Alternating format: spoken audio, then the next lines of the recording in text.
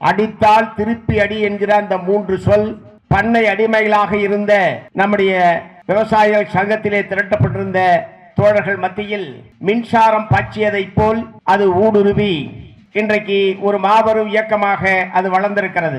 வேலையின்மை என்பது கொடூரமான ஒரு பிரச்சனையாக இந்தியாவிலேயே முன் வந்திருக்கிறது. படித்துவிட்டு நல்ல படிப்பு படித்துவிட்டு பட்டங்களை பெற்ற நம்ம வீட்டு குழந்தைகள் தகுதியான வேலை கிடைக்காமல் தவித்துக் கொண்டிருக்கிறார்கள். எந்த வேலை கிடைத்தாலும் அதை கட்டிக்கொள்வது, எவ்வளவு குறைவான சம்பளமாக இருந்தாலும் அதை பெற்றுக் கொள்வது என்கிற அவல நிலைமைக்கு நம்ம நாட்டுடைய இளைஞர்கள் ஆளாகி இருக்கிறார்கள். கூரை ஏறி கோழி பிடிக்க முடியாதவ வானை ஏறி வைகுண்டம் போறேன்னு சொன்னான். அந்த மாதிரி ஒரு கதை சொல்லுவாங்க. 100 நாள் வேலையே ஒழுங்கா உன்னால தர முடியல. அதே 25 நாள் 30 நாள் 39 நாள் தான் இந்தியாவினுடைய பெரும்பாலான மாநிலங்களில் வழங்கப்பட்டிருக்கிறது. அதற்கான நிதியை உன்னால ஒழுங்கா கொடுக்க முடியல. இதுல எப்படி 125 நாள் நீங்க வேலை தந்துருவீங்க? இது ஏதாவது நம்புற மாதிரி இருக்கா? ஆனால் இதை ஏன் எதிர்க்கிறீர்கள் என்று அப்பாவித்தனமாக நம்மை கேட்கிறார். பத்திரிகைகளை எழுதுகிறார்கள், பல பிஜேபி ஆதரவாளர்கள் கேட்கிறார்கள். நான் என்ன கேட்கிறேன், 100 நாள் இருந்த போது எத்தனை குடும்பத்துக்கு 100 நாள் வேலை கொடுத்தேன்? எங்கேயாவது வாங்கினவங்க 100 நாள் வேலை செஞ்ச குடும்பம் ஏதாவது இங்க இருக்கா? அதுக்கே உங்களால் நிதி ஒழுங்கா கொடுக்க முடியலையே, ஒழுங்கா சம்பளம் கொடுக்க முடியலையே, எல்லா நாளும் வேலை தர முடியலையே. அது எப்படி இப்ப மட்டும் 125 நாள் கொடுத்துருவீங்க? அது இப்ப மாநில அரசாங்கம் 40% நிதி தர வேண்டும் என்கிற போது, ஆகவே அதனாலதான் சொன்ன இது ஒரு ஏமாற்று வித்தை. அமைதியா இருக்குது திருப்பரங்குன்றம். இந்த அமைதியான திருப்பரங்குன்றம் மலையை எப்படியாவது எரிமலையாக்கி விட வேண்டும் என்று RSS பிஜேபி இந்து முன்னணி கும்பல்கள் பகீரத பிரயத்தனத்தை அவர்கள் மேற்கொண்டார்கள். இது இன்று நேற்று துவங்கியதல்ல. 1920ஆம் ஆண்டிலிருந்து தீபத்தை எந்த இடத்தில் ஏற்ற வேண்டும் என்பதற்கான ஒரு வழக்கு என்பது திரும்ப திரும்ப மீண்டும் மீண்டும் போடப்படுகிறது. ஒவ்வொரு முறையும் அந்த வழக்கிலே பிரிட்டிஷ் பிரிவி கவுன்சில் துவங்கி இப்போது இருக்கக்கூடிய மதுரை உயர்நீதிமன்ற கிளை வரை வழக்கமாக ஏற்றுகிற இடத்தில் தான் தீபத்தை ஏற்ற வேண்டும் என்றுதான் இதற்கு முன்பாக வரைக்கும் தீர்ப்பளித்திருக்கிறார்கள். எந்த ஒரு நீதிபதியும் புதிதாக வேறொரு தூணில் தீபம் ஏற்ற வேண்டும் என்று மனுதாரர்களுடைய கோரிக்கையை ஏற்கவில்லை. வழக்கமாக ஏற்றுகிற இடத்தில் இந்த ஆண்டும் டிசம்பர் மாதம் 3ஆம் தேதி கார்த்திகை நட்சத்திரத்தில் சரியாக 6 மணிக்கு தீபம் ஏற்றப்பட்டாகிவிட்டது. தீபம் ஏற்றப்பட்டு விட்டாலும் இன்றைக்கு வரைக்கும் தீபம் சம்பந்தமான பிரச்சனை என்பது கொழுந்து விட்டு எரிந்து கொண்டிருக்கிறது. யார் காரணம்? அது என்ன, கார்த்திகை தீபம் என்பது புதிதாக இந்த ஆண்டு தான் துவக்கப்பட்டதா? பல 100 ஆண்டு காலமாக கார்த்திகை தீபம் ஏற்றப்படுகிறது. டிசம்பர் மாதம் 3ஆம் தேதி தமிழ்நாடு முழுவதும் பல நூற்றுக்கணக்கான கோயில்களில் தீபம் ஏற்றப்பட்டது. கோடிக்கணக்கான வீடுகளில் தீபங்கள் ஏற்றப்பட்டது. கார்த்திகை தீபத்தை மக்கள் அமைதியான முறையில் கொண்டாடி முடித்திருக்கிறார்கள். ஆனால் திருப்பரங்குன்றம் மட்டும் ஏன் இன்னமும் கொழுந்து விட்டு எரிந்து கொண்டிருக்கிறது? அதற்கு முழுக்க முழுக்க காரணம் இந்துத்துவா மதவெறி கும்பல் என்பதை தவிர வேறு யாரும் காரணம் கிடையாது. தோழர்களே, இந்த ஒன்றுபட்ட தஞ்சை மாவட்டத்தில் செங்கொடி இயக்கத்தை உருவாக்குவதற்காக கட்சியின் மாநில குழுவின் சார்பில் அனுப்பப்பட்ட அருமை தோழர் பி சீனிவாசா அவர்கள் என்றென்றைக்கும் இங்கே செங்கொடி இயக்கத்தினுடைய தளமாக கீழத்தஞ்சை மாவட்டத்தை உருவாக்கக்கூடிய வகையில் தன்னுடைய வாழ்நாளில் கணிசமான பகுதியை விவசாய தொழிலாளிகள் விவசாயிகள் மத்தியிலே ஆற்றி அதன் விளைவாக இன்றைக்கு ஒரு வலுமிக்க இயக்கமாக செங்கொடி இயக்கம் இங்கே இருக்கிறது என்று சொன்னால் அதற்கு 1943ஆம் ஆண்டு தென்பறை கிராமத்திலே உருவான செங்கொடி இயக்கம் என்பதை நான் இங்கே பெருமையோடு குறிப்பிட விரும்புகிறேன். தென்பறை துவங்கி கீழவெண்மணி வரை அல்லது அதற்கு பிறகு தமிழ்நாடு முழுவதும் இன்றைக்கு மார்க்சிஸ்ட் கம்யூனிஸ்ட் கட்சி ஒரு பலமான இயக்கமாக இருக்கிறது என்று சொன்னால் அதற்கான விதை ஊன்றப்பட்ட இடமாக இந்த கீழத்தஞ்சை மாவட்டம் விளங்குகிறது. அடித்தால் திருப்பி அடி என்கிற அந்த மூன்று சொல், அடித்தால் திருப்பி அடி என்கிற அந்த மூன்று சொல் பண்ணை அடிமைகளாக இருந்த நம்முடைய விவசாயிகள் சங்கத்திலே திரட்டப்பட்டிருந்த தோழர்கள் மத்தியில் மின்சாரம் பாய்ச்சியதை போல் அது ஊடுருவி இன்றைக்கு ஒரு மாபெரும் இயக்கமாக அது வளர்ந்திருக்கிறது. ஆகவே அடித்தால் திருப்பி அடி என்கிற அந்த முழக்கம்தான் மிக முக்கியமாக ஒரு மிகப்பெரிய மாற்றத்தை தமிழகத்திலே ஏற்படுத்துவதற்கு மிக முக்கியமான தூண்டுகோலாக இருந்திருக்கிறது என்பதை நான் இங்கே பெருமையோடு குறிப்பிட விரும்புகிறேன். அந்த வரலாறு முழுவதையும் தொகுத்துத்தான் அருமை தோழர் சா தமிழ்ச்செல்வன் அவர்கள் ஒரு 1200 பக்கங்கள் கொண்ட ஒரு மிகப்பெரிய 2 பாகங்களாக மிகப்பெரிய நூலாக அது இப்போது ஒரு சில வாரங்களில் வர இருக்கிறது. ஏற்கனவே தோழர் சீனிவாசராவ் அவர்களுடைய வாழ்க்கை வரலாறு வந்திருக்கிறது. தோழர் PS தனுஷ்கோடி அவர்களுடைய வாழ்க்கை வரலாறு வந்திருக்கிறது. தோழர் களப்பால் குப்பு அவர்களுடைய வாழ்க்கை வரலாறு என்பது வந்திருக்கிறது. விவசாயிகள் இயக்க வீர வரலாறு என்கிற தலைப்பில் அருமை தோழர் ஜி வீரையன் அவர்கள் எழுதி வந்திருக்கிறது. இப்படி சிவராமன், ரணியன், இந்த மாதிரியான பல தியாகிகளுடைய வரலாறுகள் என்பது ஏற்கனவே சிறு சிறு பிரசுரங்களாக நம்முடைய கைகளுக்கு வந்திருந்தாலும் ஒட்டுமொத்த தஞ்சை மாவட்டத்தினுடைய வரலாறு, அந்த காலத்தில் நிகழ்ந்த தமிழகத்தினுடைய வர்க்க போராட்டத்தினுடைய வரலாறுகளை எல்லாம் ஒன்றாக தொகுத்து இன்றைக்கு 2 பாகங்களாக அந்த நூல் என்பது வர இருக்கிறது. ஆகவே 1200 பக்கம் கொண்ட நூலை 500 ரூபாய்க்கு தருவது என்பதனுடைய நோக்கம் அது பரவலாக தமிழ் மக்கள் மத்தியிலே கொண்டு செல்லப்பட வேண்டும். குறிப்பாக நம்முடைய கட்சி தோழர்கள் ஒவ்வொருவரும் அந்த நூலை வாங்கி படிக்க வேண்டும். அதன் மூலமாக அவர்கள் வர்க்க உணர்வை பெற வேண்டும், வர்க்க உணர்வை மேலும் மேலும் வலுப்படுத்திக் கொள்ள வேண்டும் என்கிற நோக்கத்தோடு தான் மாநில குழு விவாதித்து அவ்வளவு பெரிய நூலை வெறும் 500 ரூபாய்க்கு வழங்குவது என்று நாம் முடிவெடுத்து அறிவித்திருக்கிறோம். ஆகவே அது ஒரு பல்லாயிரக்கணக்கான பிரதிகள் தமிழ்நாட்டு மக்கள் மத்தியிலே செல்வதன் மூலமாக நம்முடைய இயக்கத்தினுடைய வீர வரலாற்றை தமிழக மக்கள், குறிப்பாக இன்றைய தலைமுறையினர் அறிந்து கொள்ளக்கூடிய வகையில் நம்முடைய மாணவர்களுக்கு, நீங்கள் வந்திருக்கிற தோழர்கள், வசதி படைத்த தோழர்கள், நம்முடைய மாணவர்களுக்கெல்லாம், நம்முடைய இளைஞர்களுக்கெல்லாம் அந்த நூலை வாங்கி தரக்கூடிய வகையில், பரிசீலிக்கக்கூடிய வகையில் நீங்கள் ஏராளமான நூல்களுடைய பிரதிகளுக்கு முன்பதிவு செய்ய வேண்டும் என்று இந்த சந்தர்ப்பத்தில் நான் கேட்டுக்கொள்ள விரும்புகிறேன். இனிமேல் பரிசீலிப்பது என்று சொன்னால் அது திருப்பி எடுத்த வரலாறு என்கிற நூலை பரிசீலிப்பது என்று நாம் முடிவெடுத்துக் கொண்டால் 1,00,000 பிரதிகள் தமிழகத்திலே சர்வ சாதாரணமாக அந்த நூலை கொண்டு போய் சேர்க்க முடியும். அது நாம் மட்டும் படிக்க வேண்டிய நூல் அல்ல. இடதுசாரிகள் அனைவரும் அல்லது இடதுசாரிகளை பற்றி அறிய வேண்டும் என்று விரும்புகிற யாராக இருந்தாலும் இந்த ஒரு நூல் போதும் என்கிற அளவுக்கு பல ஆண்டுகள் அதற்காக தன்னுடைய உழைப்பை செலுத்தி நம்முடைய தோழர்களோட ஒத்துழைப்போடு ஏற்கனவே வெளிவந்திருக்கிற நூல்களில் இருந்தெல்லாம் ஆதாரங்களை திரட்டி, அரசு ஆவணங்களை திரட்டி ஒரு துல்லியமான முறையில் அந்த நூல் என்பது தயாரிக்கப்பட்டிருக்கிறது. 1943ஆம் ஆண்டு துவங்கி 2024ஆம் ஆண்டு வரை ஏறத்தாழ 80 ஆண்டுகளுக்கு மேற்பட்ட வரலாறு என்பது அந்த ஒரு நூலிலே இருக்கிறது. ஆகவே இங்க வந்திருக்கிற பல்லாயிரக்கணக்கான நம்முடைய தோழர்களை, ஒருவேளை இப்போது உங்களிடம் பணம் இல்லாமல் இருக்கலாம், உங்களுக்கு இந்த செய்தி புதிதாக இருக்கலாம், ஆனால் நீங்கள் சென்ற பிறகும் உங்களுடைய மாவட்டத்தில், உங்களுடைய பகுதியில் நம்முடைய பல்வேறு வர்க்க வெகுஜன அமைப்புகளில் விவசாயிகள் சங்கம், விவசாய தொழிலாளர் சங்கம், CIT உள்ளிட்ட நம்முடைய வர்க்க வெகுஜன அமைப்புகளிலும் பேசி பல்லாயிரக்கணக்கான பிரதிகளை அச்சிடுவதன் மூலமாக மேலும் மேலும் அது பரவலாக தமிழ்நாட்டு மக்கள் மத்தியிலே கொண்டு செல்வதற்கான ஒரு வாய்ப்பை நாம் உருவாக்க முடியும். அந்த வகையில் இந்த நூலை பரவலாக கொண்டு செல்ல வேண்டும். முன் வெளியீட்டு திட்டத்தில் நீங்கள் எல்லோரும் பணத்தை கொடுத்து பதிவு செய்ய வேண்டும் என்று நான் மெத்த பணிவோடு உங்களை எல்லாம் கேட்டுக்கொள்ள விரும்புகிறேன். இன்றைக்கு தங்கத்தினுடைய விலை என்பது வரலாற்றில் இதுவரை இல்லாத அளவுக்கு ஒரு பவுன் 1,00,000 ரூபாயை தாண்டி இருக்குது. நம்முடைய இந்திய நாட்டு பெண்கள் பெரும்பாலானவர்கள் தங்க நகைகளை அணிகலன்களாக அணிவது என்பதை ஒரு பண்பாடாக வைத்திருக்கிறார்கள். திருமணத்தில், நல்லது கெட்டதுகளில், நல்ல நிகழ்வுகளில் இவற்றையெல்லாம் அணிந்து கொள்வது என்பதை ஒரு பண்பாடாக, பழக்க வழக்கமாக நம்முடைய மக்கள் நீண்ட காலமாக பயன்படுத்தி கொண்டிருக்கிறார்கள், வைத்திருக்கிறார்கள்.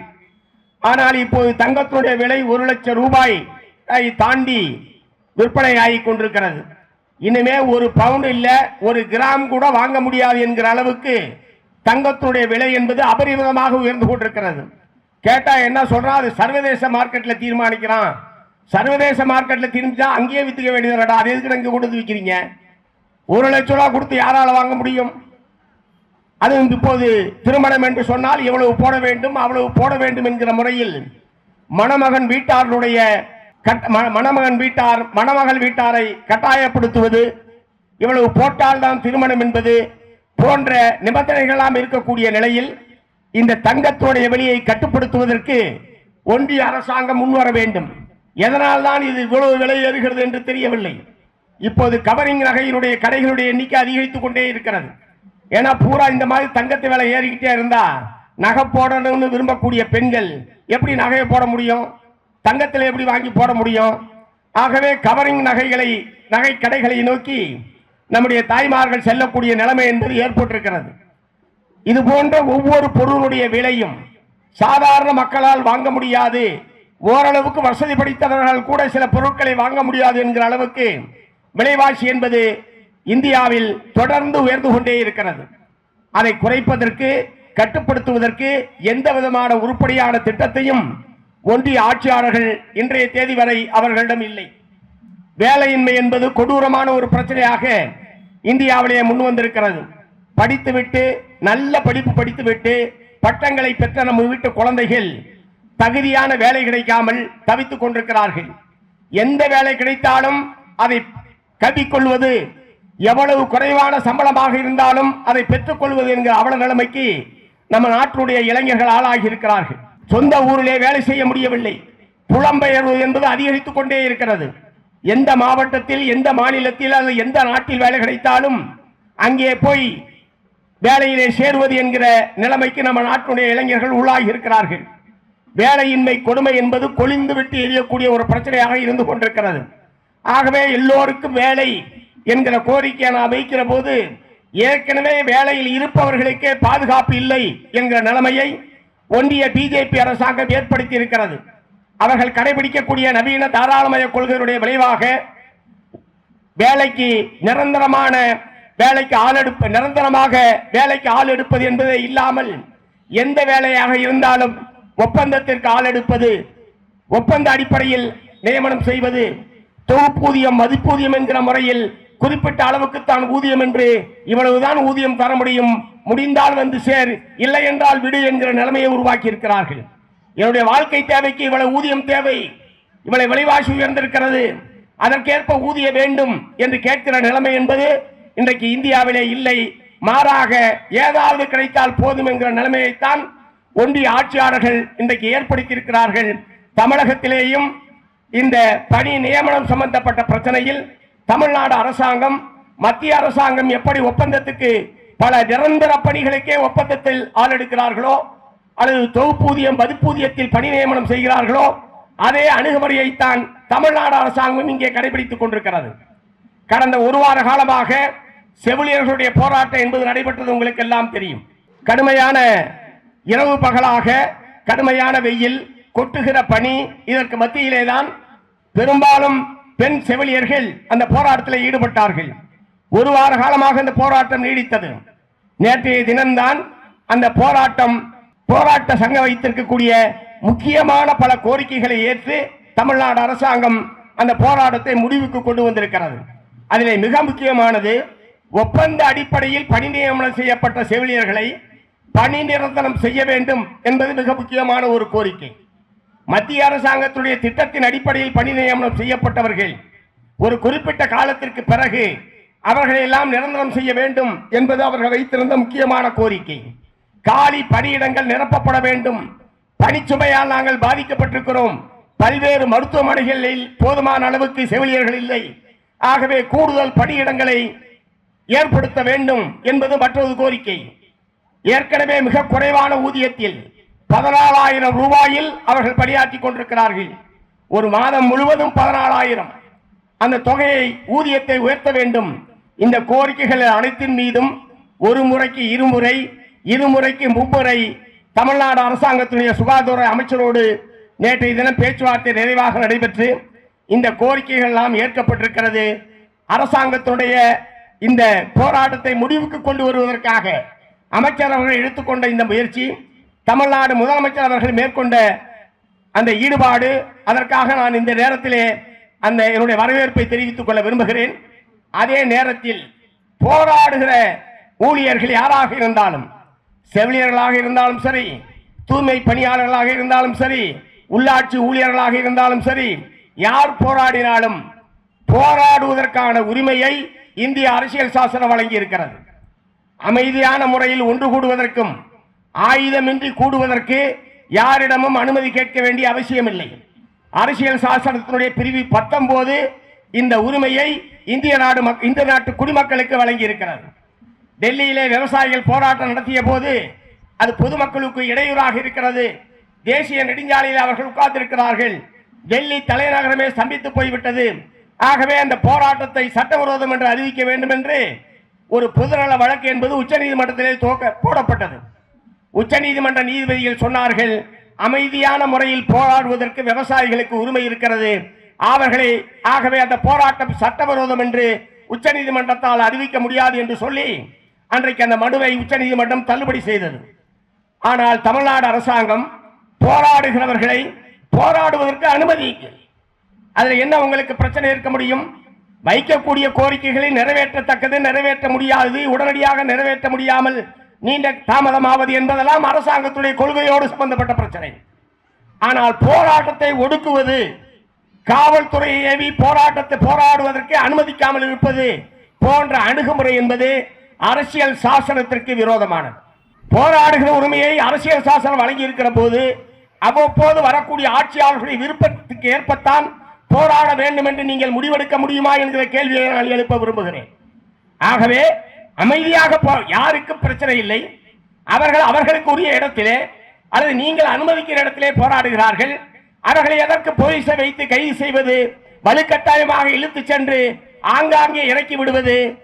செங்கல்பட்டுக்காரன மதுரையில் போய் இறக்கி விடுறாங்க, மதுரையில் இருக்கிறவன வேற ஒரு பஸ்ஸில் ஏறி தருமபுரியில போய் இறக்கி விடுறாங்க. இதெல்லாம் என்ன அணுகுமுறை என்று நான் கேட்க விரும்புகிறேன். ஆகவே தமிழ்நாடு அரசாங்கத்துடைய இத்தகைய அணுகுமுறை என்பது அரசுக்கு கெட்ட பெயரை ஏற்படுத்துமே தவிர நல்ல பெயரை ஏற்படுத்தி தராது. நீங்கள் கோரிக்கையை ஏற்றுக்கொண்டீர்கள், போராட்டம் நல்லபடியாக முடிந்திருக்கிறது, வரவேற்கிறோம். அதே நேரத்தில் இந்த அணுகுமுறையை ஏற்க முடியுமா? ஆகவே இந்த கூட்டத்தின் வாயிலாக நான் தமிழ்நாடு அரசாங்கத்தை கேட்டுக்கொள்ள விரும்புவது, இன்னமும் பல பிரிவினர் போராடத்தான் செய்வார்கள். அந்தந்த பிரிவினருக்கும் நியாயமான கோரிக்கைகள் இருக்கிறது, அபிலாசைகள் இருக்கிறது. தமிழ்நாடு அரசாங்கம், ஒன்றிய பிஜேபி அரசாங்கம் இவற்றை எல்லாம் நிறைவேற்ற வேண்டும் என்கிற எதிர்பார்ப்பு அவர்களுக்கு இருக்கிறது. அந்த நியாயமான எதிர்பார்ப்பு நீங்கள் குறை சொல்ல முடியுமா? சட்டவிரோதம் என்று சொல்ல முடியுமா? ஆகவே போராட்டத்தை ஒடுக்குகிற அணுகுமுறையை தமிழ்நாடு அரசாங்கம் மேற்கொள்ளக்கூடாது. அதை ஒழுங்குபடுத்துவதற்கு உங்களுக்கு உரிமை இருக்கிறது, காவல்துறைக்கு உரிமை இருக்கிறது. ஆனால் காவல்துறை அத்துமீறி நடந்து கொள்வதை ஒருபோதும் அனுமதிக்க முடியாது என்று நான் இந்த நேரத்தில் தெரிவித்துக் கொள்ள விரும்புகிறேன். அதை போலவே இன்றைக்கு திருப்பரங்குன்றத்தை பற்றி அருமை தோழர் கேபி அவர்கள் இங்கே குறிப்பிட்டார்கள். அமைதியா இருக்குது திருப்பரங்குன்றம். இந்த அமைதியான திருப்பரங்குன்றம் மலையை எப்படியாவது எரிமலையாக்கி விட வேண்டும் என்று RSS, பிஜேபி, இந்து முன்னணி கும்பல்கள் பகீரத பிரயத்தனத்தை அவர்கள் மேற்கொண்டார்கள். இது இன்று நேற்று துவங்கியதல்ல.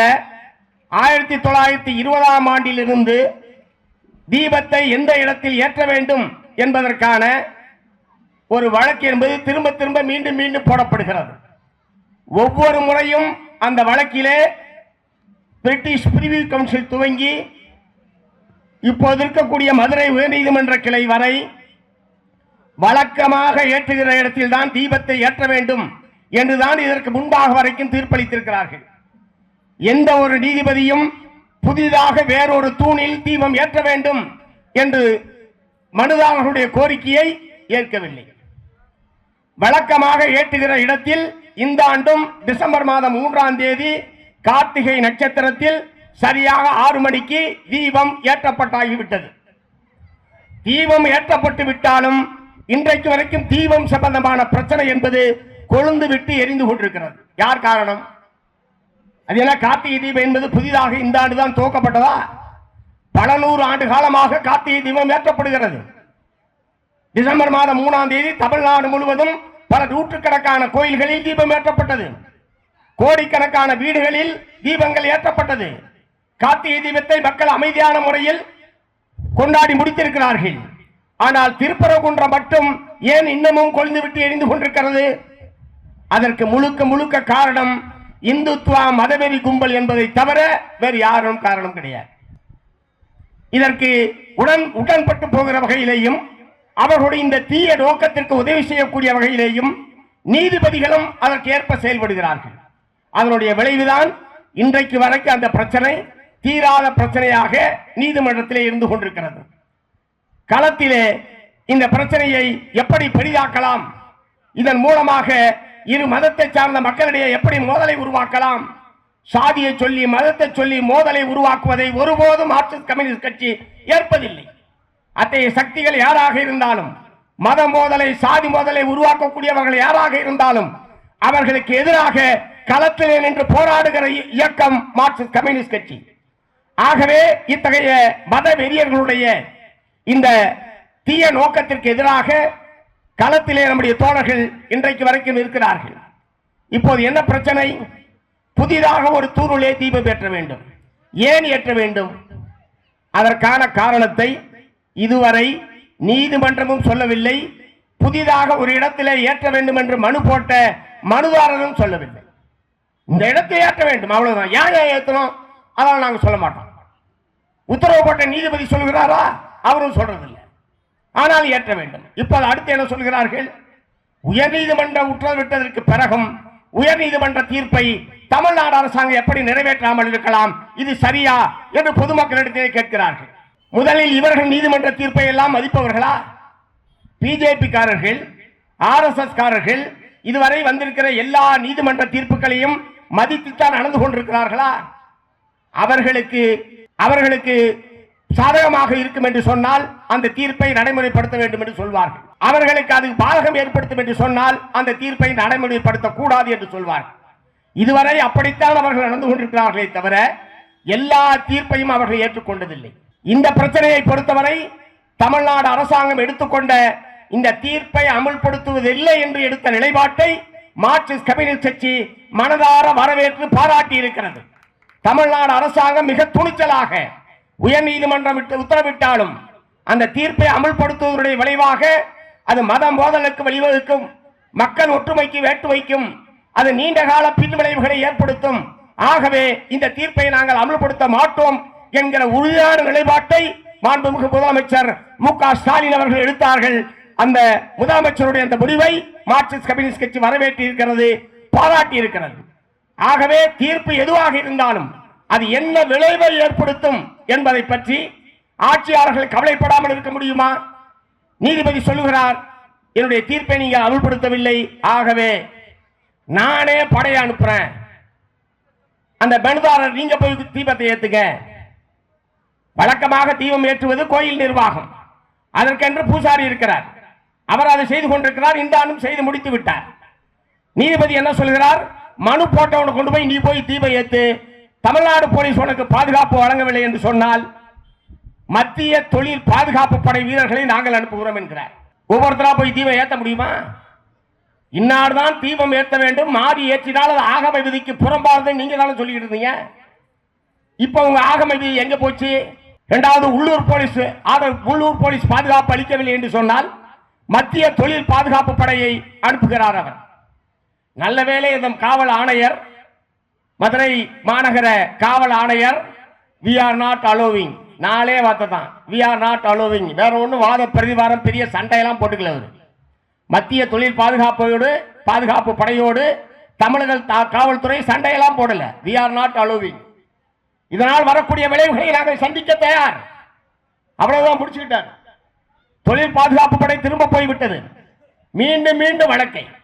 இப்ப என்ன தெரியுமா கொடுமை?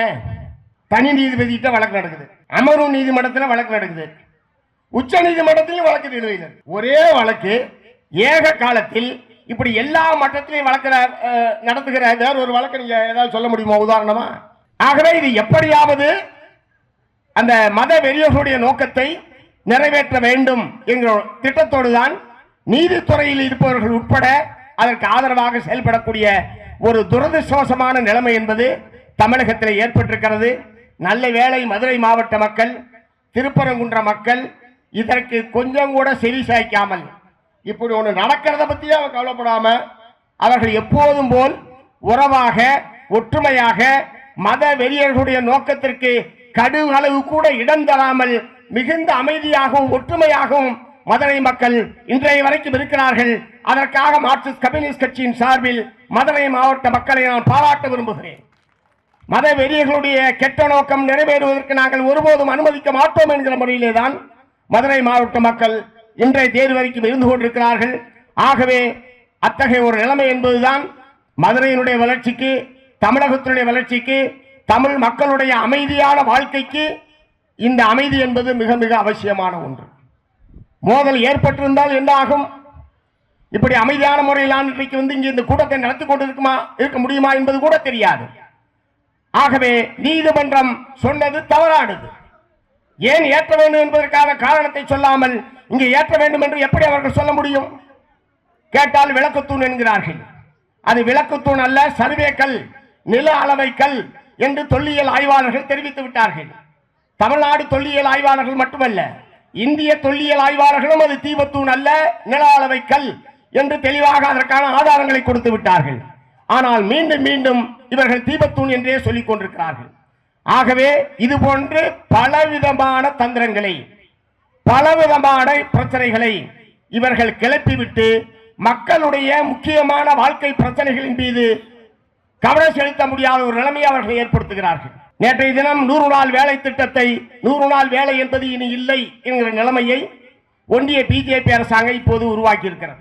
நம்ம எவ்வளவு பாடுபட்டு, எவ்வளவு கஷ்டப்பட்டு 64 பாராளுமன்ற உறுப்பினர்கள் இருந்தால் என்ன நடக்கும் என்பதற்கு மிகச்சிறந்த நல்ல உதாரணம் அந்த 2004ஆம் ஆண்டு ஆட்சி காலம். 2004ஆம் ஆண்டு துவங்கி 2009ஆம் ஆண்டு வரை நடைபெற்ற அந்த ஆட்சி காலம். அதிலே தான் இந்த 100 நாள் வேலை திட்டம் வந்தது. பழங்குடி மக்களுக்கு ஆதரவான, பழங்குடி மக்களுக்கு நில உரிமை வழங்கக்கூடிய வன உரிமை சட்டம் 2006 வந்தது. அனைவருக்கும் கல்வி உரிமை சட்டம் என்பது அதிலே தான் வந்தது. தோழறியும் உரிமை சட்டம் என்பது அதிலே தான் வந்தது. இப்படி பல நல்ல சட்டங்கள் நாட்டிலே உருவாவதற்கு இடதுசாரிகள் பாராளுமன்றத்தில் வலுவாக எண்ணிக்கையில் இருந்த காரணத்தினால்தான் அவையெல்லாம் வந்தது. இடதுசாரிகள் வலு இழந்த காலத்தில் ஏதாவது ஒரு நல்ல சட்டம் வந்திருக்கா சொல்லுங்க? இப்ப பாராளுமன்றத்தில் இடதுசாரிகளுக்கு வழி இல்லை. ஏதாவது ஒரு நல்ல சட்டம் வந்திருக்கிறதா சொல்லுங்க? இடதுசாரிகளை தூற்றுகிறவர்களுக்காக கேட்கிறேன். இடதுசாரிகளை விமர்சிக்கக்கூடிய நண்பர்களை பார்த்து நான் கேட்க விரும்புகிறேன். இடதுசாரிகள் இருந்த காலத்தில் என்ன நடந்தது? பாராளுமன்றத்தில் இடதுசாரிகள் இல்லாத அல்லது குறைவான எண்ணிக்கையில் இருக்கக்கூடிய இந்த காலத்தில் பாராளுமன்றத்தில் என்ன நடந்து கொண்டிருக்கிறது? இந்த 100 நாள் வேலை திட்டம் கோடிக்கணக்கான ஏழைகளுடைய வயிற்றில் அடிக்க குறிக்கக்கூடிய காரியம் என்று சொல்லி 18ஆம் தேதி நம்முடைய பாராளுமன்ற உறுப்பினர்கள் அந்த புதிய இபிஜி ராம்ஜி என்கிற அந்த புதிய சட்ட தொகுப்பை கிழித்தெறிந்தார்கள். பாராளுமன்றத்தில் தங்களுடைய எதிர்ப்பை தெரிவித்தார்கள். அதற்காக இப்போது நம்முடைய பாராளுமன்ற உறுப்பினர் சு வெங்கடேஷ் அவர்கள் மீது உட்பட 8 பாராளுமன்ற உறுப்பினர்கள் மீது பிஜேபியை சார்ந்த பாராளுமன்ற உறுப்பினர்கள் பாராளுமன்றத்தினுடைய புனிதத்தை இவர்கள் கெடுத்து விட்டார்கள், பாராளுமன்றத்துடைய ஒழுங்கை கெடுத்து விட்டார்கள் என்று சொல்லி உரிமை மீறல் நோட்டீஸ் என்பது இப்போது கொடுத்திருக்கிறார்கள். உரிமை மீறல் நோட்டீஸ் என்பது நம்முடைய வெங்கடேசன் உட்பட தமிழகத்திலே ஜோதிமணி அவர்கள், முரசொலி தஞ்சாவூர் எம்எல்ஏ எம்பி உட்பட பலர், வேறு சில பேர், வேறு சில மாநிலத்தை சேர்ந்தவர்கள், இப்படி 8 பாராளுமன்ற உறுப்பினர்களுக்கு உரிமை மீறல் நோட்டீஸ் என்பது கொடுக்கப்பட்டிருக்கிறது. ஒரு எதிர்ப்பை தெரிவிக்காமல் வாயை பொத்திக் கொண்டு இருக்க வேண்டும், அல்லது வாயை திறந்தால் மோடி அரசாங்கத்தை பாராட்ட வேண்டும். மோடி அரசாங்கத்தை எதிர்த்து நீங்கள் பேசினால் நாங்கள் பாராளுமன்றத்துக்குள்ளேயே விடமாட்டோம், முடிந்தால் உங்களை பாராளுமன்றத்திலிருந்தே அப்புறப்படுத்துவோம் என்கிற முறையிலே தான் இன்னைக்கு பிஜேபி பாராளுமன்ற உறுப்பினர்கள் உரிமை மீறல் நோட்டீஸை சபாநாயகருக்கு கொடுத்து அவர்கள் மூலமாக நம்முடைய எம்பிக்கு உட்பட இப்போது நோட்டீஸ் என்பது வந்திருக்கிறது. இது எதிர்கட்சிகளுடைய குரலை ஒடுக்குகிற செயல். நீங்கள் இனிமேல் இப்படி நடந்து கொண்டால் பாராளுமன்றத்துக்குள் இருக்க முடியாது. அதுதான் இந்த எச்சரிக்கை நோட்டீஸ். மக்களுக்கு பாதிப்பு வருகிற போது பாராளுமன்ற உறுப்பினர்கள் வேடிக்கை பார்த்து கொண்டிருக்க வேண்டுமா? இப்ப அவங்க சொன்னாங்கல்ல 100 நாளா 120. நான் என்ன கேட்க விரும்புறேன், கூரை ஏறி கோழி பிடிக்க முடியாதவன் வானம் ஏறி வைகுண்டம் போறேன்னு சொன்னான, அந்த மாதிரி ஒரு கதை சொல்லுவாங்க. 100 நாள் வேலையே ஒழுங்கா உன்னால தர முடியல, அதே 25 நாள் 30 நாள் 39 நாள் தான் இந்தியாவினுடைய பெரும்பாலான மாநிலங்களில் வழங்கப்பட்டிருக்கிறது. அதற்கான நிதியை உன்னால ஒழுங்கா கொடுக்க முடியல. இதுல எப்படி 125 நாள் நீங்க வேலை தந்துருவீங்க? இது ஏதாவது நம்புற மாதிரி இருக்கா? ஆனால் இதை ஏன் எதிர்க்கிறீர்கள் என்று அப்பாவித்தனமாக நம்மை கேட்கிறார்கள்.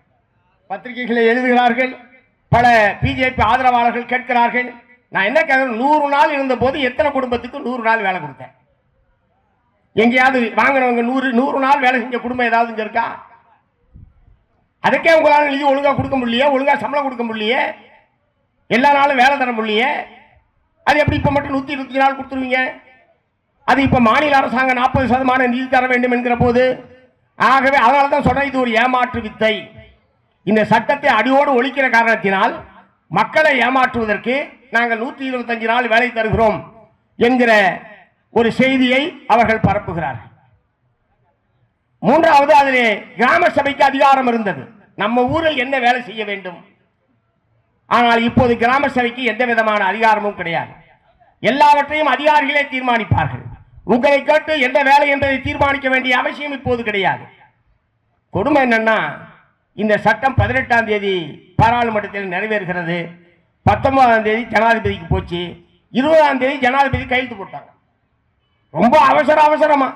அந்த மாலுக்கு வேற ஒன்றும் வேலை இல்லை போல் இருக்கு. இந்த ஒரு மாசம் தான் பாக்கி இருந்ததா என்னன்னு தெரியல. உடனே கையெழுத்து போட்டாங்க.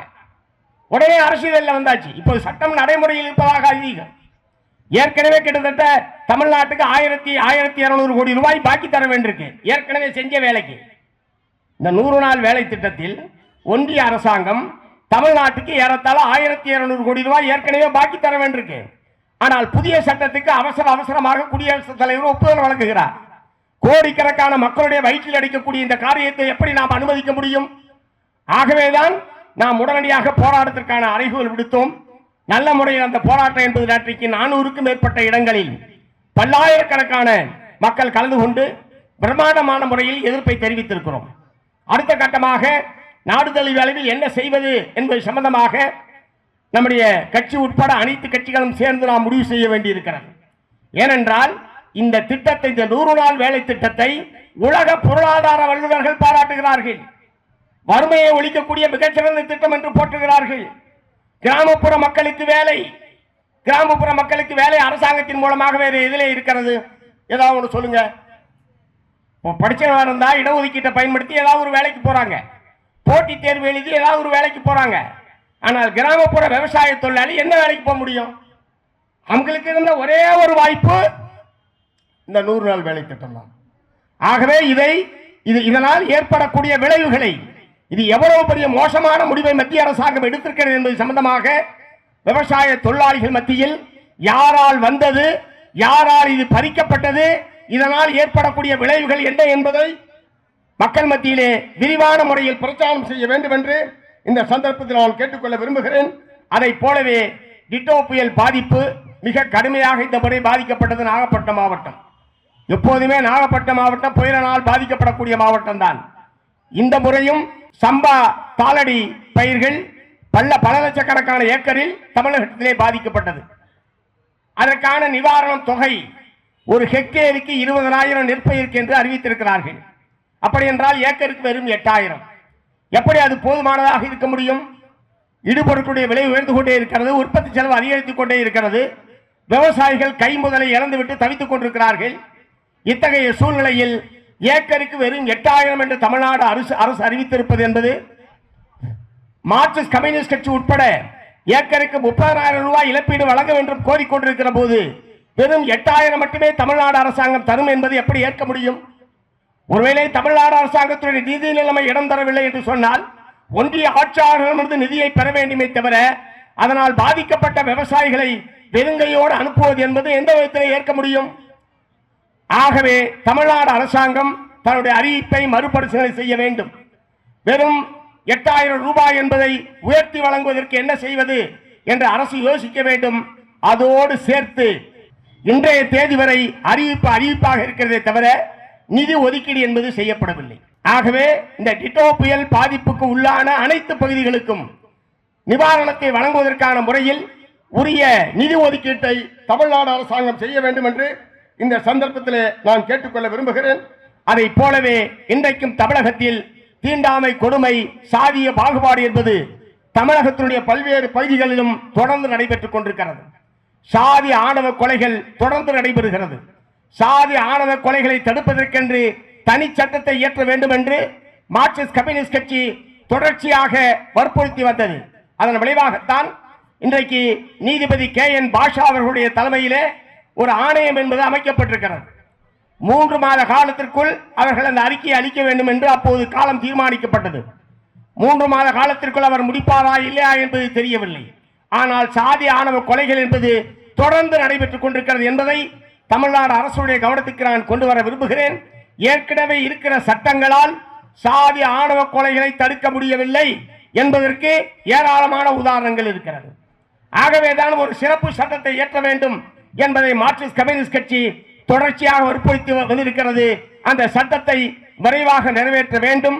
சாதிய கொடுமைகள், தீண்டாமை கொடுமைகள், சாதிய பாகுபாட்டினுடைய விளைவாக பாதிக்கப்பட்டவர்களுக்கு நீதியும் நிவாரணமும் விரைவாக கிடைக்க செய்வதற்குரிய முறையில் தமிழ்நாடு அரசாங்கத்துடைய அணுகுமுறையும், தமிழ்நாடு அரசு வழக்கறிஞர்கள், தமிழ்நாடுடைய காவல்துறை அதிகாரிகள் அந்த முறையில் நடந்து கொள்ள வேண்டும்.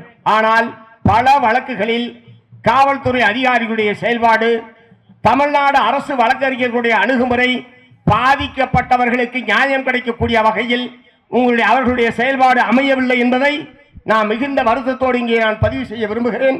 வன்கொடுமை தடுப்பு சட்டம் நல்ல சட்டமாக இருந்தாலும் அந்த சட்டத்தை அமல்படுத்துகிற இடத்திலே காவல்துறையும் வருவாய்த்துறை அதிகாரிகளும் தமிழ்நாடு அரசு அதிகாரிகள் எல்லாம் நீதிமன்றமும் தான் இருக்கிறது. ஆனால் நீதிமன்றத்தில் பாதிக்கப்பட்டவர்களுடைய நியாயத்தை எடுத்து சொல்வதற்கு பதிலாக குற்றவாளிகளை பாதுகாப்பதற்கு என்னென்ன தந்திரங்களை எல்லாம் மேற்கொள்ளலாம் என்கிற முறையிலே தான் பெரும்பாலான காவல்துறை அதிகாரிகளுடைய அணுகுமுறை என்பது இருந்து கொண்டிருக்கிறது. இதனால் பாதிக்கப்பட்ட பட்டியல் சாதி மக்கள், பழங்குடி மக்கள் மேலும் மேலும் பாதிப்புக்கும் மனவேதனைக்கு உள்ளாகக்கூடிய நிலைமை என்பதுதான் ஏற்படுகிறது. ஆகவே பட்டியல் சாதி பழங்குடி மக்கள் பாதிக்கப்பட்டால் வன்கொடுமை தடுப்பு சட்டத்தின் அடிப்படையில் உறுதியான நடவடிக்கையை தமிழ்நாடு அரசாங்கம் எடுக்கும், பாதிக்கப்பட்ட மக்களுக்கு ஆதரவாக தமிழ்நாடு அரசு நிற்கும் என்கிற நிலைமையை தமிழகத்தில் ஏற்படுத்துவதன் மூலமாகத்தான் சட்டத்தை முறையாக நாங்கள் அமல்படுத்தி இருக்கிறோம் என்று நீங்கள் சொல்ல முடியும். அத்தகைய வகையில் காவல்துறைக்கும் நீதித்துறையிலே பணியாற்றக்கூடிய அரசு வழக்கறிஞர்களுக்கும் நீங்கள் அறிவுறுத்த வேண்டும் என்று கேட்டு வாய்ப்புக்கு நன்றி கூறி நிறைவு செய்கிறேன். வணக்கம்.